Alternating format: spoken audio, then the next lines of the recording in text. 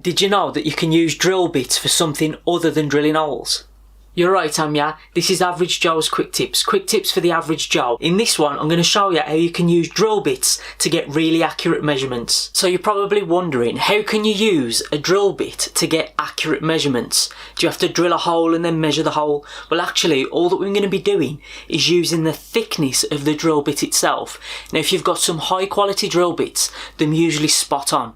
But even these cheaper ones that I've got, I'm usually within 1/10 of a millimetre. 11.91, 9.93, 7.98, 5.94, 3.95. So as you can see, they're really accurate even for these really cheap bits. Now for woodworking, in my opinion, that's more than enough, and especially for these use cases. For the first use case, I'm going to show you how to use drill bits to set the depth of rotor bits. All you need is 2 drill bits that are the same size, in this case 6mm, and a flat surface. With the 2 drill bits spaced apart on the flat surface, all you need to do is loosen the base to the rotor, sit it on the drill bits, and then let the rotor bit sit flush to the surface.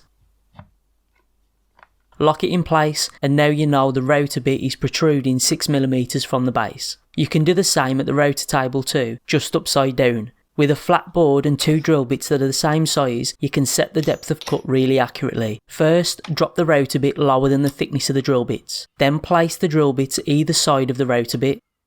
Place the flat board on top and rock it back and forth.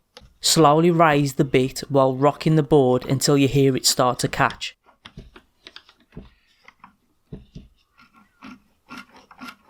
Now you know the depth of cut is spot on. Another use would be for setting fence distances. I'll show this on the bandsaw, but it could easily be the table saw or any other tool that uses a fence. I'll first place the drill bit next to the blade. In this case, it's a 12mm drill bit. I'll then bring the fence up until it touches the bit. When locking the fence in place, it can move a little, so I'll make sure to check if it needs adjusting. Once the bit can move freely without any play, you know it's spot on.